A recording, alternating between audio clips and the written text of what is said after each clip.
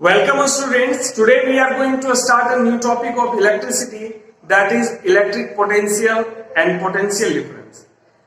तो इस video lecture के एंड तक बने हुए रहें ताकि अब आपको सही तरीके से इलेक्ट्रिक पोटेंशियल और पोटेंशियल डिफरेंस से रिलेटेड जो दूसरे टर्म्स हैं वो आपको सही से समझ में आ जाए। तो चलिए हम सबसे पहले स्टार्ट करते हैं इलेक्ट्रिक पोटेंशियल को।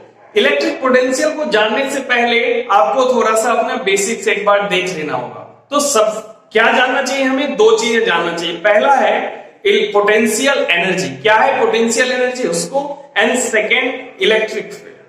तो सबसे पहले हम पोटेंशियल एनर्जी की बात करते हैं, जो आपने क्लास 9 में भी रिसेंटली पढ़ा है कि जब किसी ऑब्जेक्ट को किसी हाइट तक ले जाते हैं तो जो हमें वर्क करना पड़ता है उस हाइट तक ले जाने में, वह वर्क उसमें एनर्जी के रूप में स्टोर हो जाता है। जैसे मान लीजिए आपके पास यहाँ पे कोई ऑब्जेक्ट है, मान लीजिए आपके पास एक कोई बॉल है जिसका m मास है और इसे आप इस ग्राउंड के A पॉइंट से B पॉइंट तक लेके जाते हैं जो h हाइट पे है, और अगर इसका मास m मान लिया जाए तो यहां तक ले जाने में जो आपको वर्क करना पड़ता है वो mgh होता है। आपने ये चीज क्लास 9th में पढ़ा था। ये हमारा कहलाता है पोटेंशियल एनर्जी, जब हम जो वर्क हमें करना पड़ता है यहाँ, और यही वर्क हमारा यहाँ पे एनर्जी के रूप में स्टोर हो जाता है पोटेंशियल एनर्जी के रूप में। और सेकेंड चीज जो है वो हमें जानना है इलेक्ट्रिक फील्ड को। इलेक्ट्रिक फील्ड क्या है आपने देखा होगा, इसको समझने के लिए एक एग्जांपल ले लेते हैं। मान लीजिए आपके पास कोई एक मैग्नेट है, तो जो मैग्नेट है तो उस मैग्नेट के आसपास में जब आप कोई आयरन या निकेल का या कोबाल्ट का कोई ऑब्जेक्ट लाते हैं तो क्या होता है, वो जो है उस मैग्नेट के टुवर्ड्स अट्रैक्ट हो जाता है, मैग्नेट की ओर वो खिंच जाता है। क्या कारण है? तो मैग्नेट के आसपास का जो एरिया है वहां पे एक तरह का मैग्नेटिक फील्ड बनता है। उसी तरह से जब कोई चार्ज पार्टिकल रखा रहता है तो उसके आसपास में इलेक्ट्रिक फील्ड बनता है। क्या बनता है? Electric field. मान लीजिए कि आपके पास ये Q चार्ज का कोई बॉडी है, इस A पोजीशन पे या O पोजीशन पे रखा हुआ, इसको O मान लेते हैं। O पोजीशन पे एक Q पॉजिटिव चार्ज रखा हुआ है, तो जब इस Q पॉजिटिव चार्ज के आसपास कोई दूसरा हम चार्ज पार्टिकल लाएंगे तो वो एक तरह का फोर्स इन्फ्लुएंस करेगा।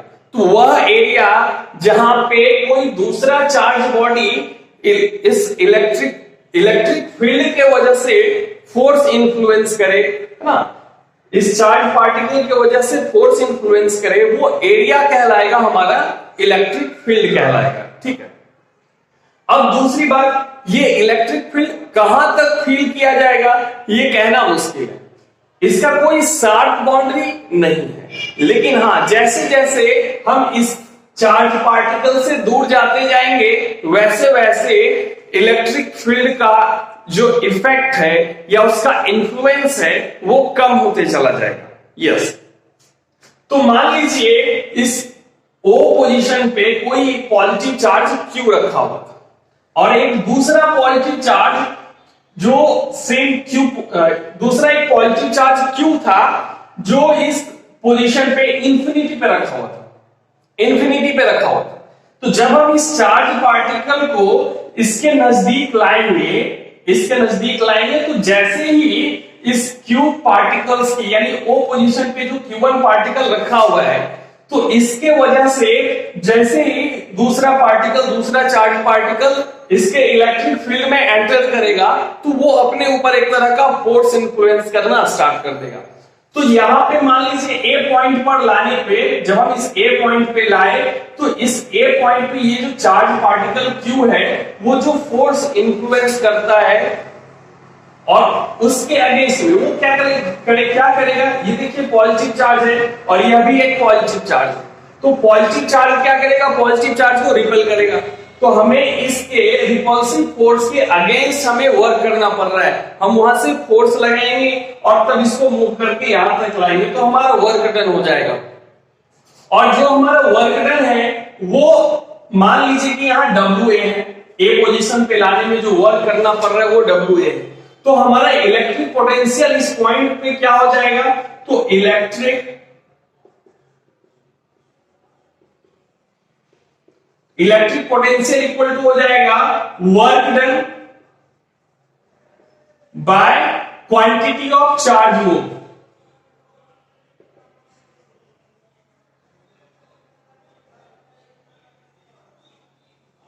यानी हमने कितना वर्क किया और कितना चार्ज पार्टिकल को हमने मूव किया, यानी वर्क करके हमने कितने चार्ज पार्टिकल को मूव किया, ये इन दोनों का रेशियो हमारा इलेक्ट्रिक पोटेंशियल होता है। तो इसको हम कैसे डिफाइन कर सकते हैं, तो हम इस तरह से कहेंगे electric potential is the work done. Electric potential क्या है, वर्क डन है। और ये वर्क डन किस लिए किया गया, तो चार्ज पार्टिकल्स को मूव करने में। कहां से मूव किए, तो इंफिनिटी से। कहां लेके गए, तो इलेक्ट्रिक फील्ड में। तो चलिए एक बार फिर से इसको सही तरीके से डिफाइन करते हैं। Electric potential is the work done in moving a unit charge from infinity to a point in an electric field. यानी किसी चार्ज पार्टिकल को, पॉजिटिव चार्ज पार्टिकल को इंफिनिटी से जब किसी इलेक्ट्रिक फील्ड में लाते हैं तो उसमें हमारा किया गया वर्क डन, उसके लिए जो हमारा वर्क डन होता है वो हमारा कहलाता है potential, electric potential. Electric mean समझ रहे हैं, और पोटेंशियल का मतलब एनर्जी हो गया। तो चूंकि चार्ज पार्टिकल को हमने मूव किया, इसलिए जो वर्क डन है वो हमारा कैसा होगा, इलेक्ट्रिक पोटेंशियल के फॉर्म में होगा। इलेक्ट्रिक पोटेंशियल को डिनोट करते कैसे, V से, वोल्ट से। तो V इक्वल टू हो जाएगा हमारा वर्क डन, कितना वर्क हुआ है W, और मान लीजिए कितना चार्ज मूव हुआ Q। तो इस तरीके से हमारा एक इक्वेशन बन जा रहा है V equal to W by Q। तो ये हमारा इलेक्ट्रिक पोटेंशियल का हमारे पास एक फॉर्मूला डिराइव होकर के आ गया। तो हमारा इलेक्ट्रिक पोटेंशियल क्या है वो आपको अच्छे से समझ में आ गया है। अब हम समझते हैं कि पोटेंशियल डिफरेंस क्या है। इलेक्ट्रिक पोटेंशियल का डिफरेंस जो है वो पोटेंशियल डिफरेंस होगा। तो चलिए मानते हैं, समझते हैं इसको, एक आगे समझते हैं इसको, हम इरेज कर ले, पहले आगे देखते हैं। ये ए पॉइंट पे जब हम चार्ज को मूव करके लाए तो हमारा वर्क डन था WA। अब मान लीजिए इस ऑब्जेक्ट को, यानी इस चार्ज पार्टिकल को हम यहां पे इसी इलेक्ट्रिक फील्ड में B पोजीशन पे ले आए। तो B पोजीशन पे यही चार्ज मूव हुआ है, Q चार्ज मूव होकर के आया है, पॉजिटिव चार्ज है। तो अब देखिए, अगर यहां पे वर्क डन हम मान लें कि WB है, तो अगर हम इलेक्ट्रिक पोटेंशियल एट A निकाले, यानी VA निकाले, तो VA क्या हो जाएगा, WA बाय Q। उसी तरह से अगर हम इलेक्ट्रिक पोटेंशियल एट B निकाले, यानी B पॉइंट पे इलेक्ट्रिक पोटेंशियल क्या होगा, तो VB इसको कह सकते हैं। तो VB इक्वल टू क्या हो जाएगा, VB इक्वल टू हो जाएगा WB बाय Q ना। यहां पे हम कितना चार्ज मूव कर रहे हैं, Q चार्ज मूव कर रहे हैं, तो हम यहां पे Q मान लेंगे, है ना, VA बाय Q, और यहां WB बाय Q। अब देखिए इन दोनों का अगर हम डिफरेंस निकालें, इलेक्ट्रिक पोटेंशियल का डिफरेंस निकल जाएगा। तो मान लीजिए यहां इलेक्ट्रिक पोटेंशियल क्या था, VB माइनस VA। तो VB कितना था, WB बाय Q, और माइनस करना होगा हमें WA बाय Q। अब देखिए इन दोनों का डिनोमिनेटर सेम है, तो ये Q ही रह जाएगा, और ये हो जाएगा हमारा WB माइनस WA। अगर हम WA को नेग्लिजिबल मान लें कि WA तक लाने में हमें कोई वर्क नहीं करना पड़ा, या जीरो मान लें, तो वैसे सिचुएशन में हमारा ये हो जाएगा, है ना, इसको लिख सकते हैं WB बाय Q। और अगर WB को भी हम W मान लें तो हमारा ये क्या हो जाएगा, देखिए आगे, ये था हमारा पोटेंशियल डिफरेंस। ये हमारा हो जाएगा potential difference, P for potential and D for difference. तो पोटेंशियल डिफरेंस इक्वल टू हो जाता है हमारा W बाय Q। तो यहां से हमारा इक्वेशन ये बन जाता है इलेक्ट्रिक पोटेंशियल का W by Q।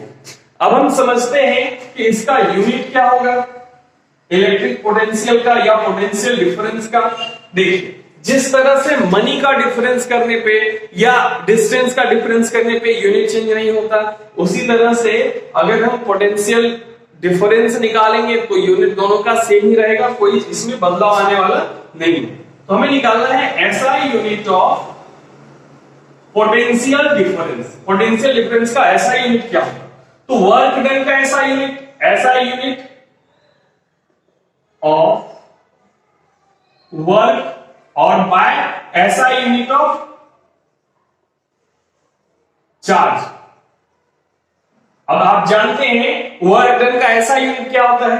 Work done का ऐसा यूनिट होता है जूल और चार्ज का ऐसा यूनिट होता है कूलम, यानी इसको पढ़ेंगे हम जूल पर कूलम। और इसी जूल पर कूलम को अलेक्जेंड्रे वोल्टा का नाम आपने सुना होगा, एक बहुत ही रिनाउंस्ड साइंटिस्ट थे, उन्हीं के नाम के ऊपर इसका जो ऐसा यूनिट है जूल पर सेकेंड को हम लोग वोल्ट कहते हैं। क्या कहते हैं? वोल्ट कहते हैं। और इसे डिनोट कैसे करते हैं? V से करते हैं। जी हाँ, तो आपको अब समझ में आ गया होगा कि ये हमारा क्या है, इलेक्ट्रिक पोटेंशियल और पोटेंशियल डिफरेंस क्या है। तो चलिए कुछ चीज और समझ लेते हैं। हमारे पास यूनिट हमारा निकल गया, क्या है? इलेक्ट्रिक पोटेंशियल और पोटेंशियल डिफरेंस दोनों का अगर कहा जाए तो ऐसा यूनिट क्या है? वोल्ट है।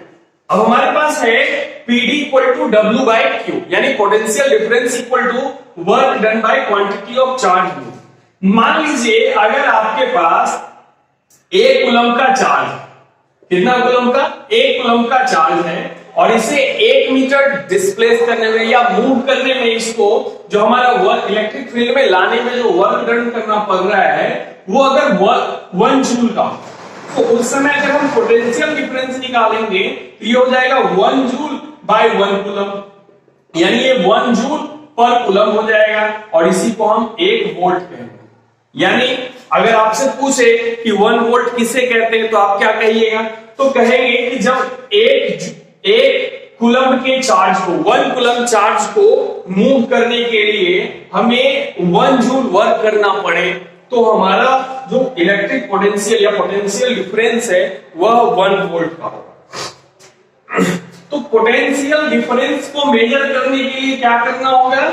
हमें 2 जगह का यानी 2 पॉइंट का इलेक्ट्रिक पोटेंशियल चाहिए होगा। तो इसे मेजर कैसे करते हैं? इसे मेजर करने के लिए एक डिवाइस बनाया गया है जिसका नाम है वोल्ट मीटर। आप नाम जानते होंगे। वोल्ट मीटर का यूज किया जाता है पोटेंशियल डिफरेंस को मेजर करने के लिए, पोटेंशियल डिफरेंस पता करने के लिए। तो मान लीजिए आपके पास एक कंडक्टिंग वायर है और ये जान रहे आपने क्लास 7 में भी पढ़ाई किया, एक तरह का रेसिस्टेंस है और ये आपका क्या है? आपका एक सेल है, लेकिन अब ये बैटरी बनने जा रहा है क्योंकि हमने सेल का कलेक्शन लगा दिया है। और मान लीजिए ये स्विच है आपका, है ना, स्विच हमने स्टार्ट कर दिया है। ये पॉजिटिव टर्मिनल हो गया, जो लंबा रहता है उसको पॉजिटिव टर्मिनल कहते हैं और जो छोटा है उसे हम नेगेटिव टर्मिनल कहते हैं। अब देखिए यहाँ पे A और ये B पॉइंट, इन दोनों के बीच हमारा क्या पोटेंशियल एनर्जी है इसको मेजर करना है। तो हमें इन दोनों पॉइंट का पोटेंशियल एनर्जी पता करके उसका डिफरेंस पता करना है। तो उसके लिए हमें यहाँ पे वोल्ट मीटर लगाना होगा। तो जब भी हम वोल्ट मीटर को लगाते हैं तो कैसे लगाते हैं? हमेशा पैरेलल लगाते हैं। ये हमारा क्या है? ये हमारा कहलाता है सर्किट डायग्राम। तो हमेशा सर्किट के पैरेलल लगाया जाता है। वोल्ट मीटर को कैसा लगाते हैं? कैसे लगाते हैं? पैरेलल लगाते हैं। वोल्ट मीटर का जो पॉजिटिव टर्मिनल, इसमें भी पॉजिटिव टर्मिनल और नेगेटिव टर्मिनल दोनों होता है। तो वोल्ट मीटर के पॉजिटिव टर्मिनल को बैटरी के पॉजिटिव टर्मिनल से आ रहे वायर के साथ कनेक्ट करते हैं और वोल्ट मीटर के नेगेटिव टर्मिनल को, जो नेगेटिव टर्मिनल है उसे बैटरी के नेगेटिव टर्मिनल से आ रहे वायर के साथ कनेक्ट करते हैं। तो इस तरह से हमारा वोल्ट मीटर कनेक्ट हो जाता है।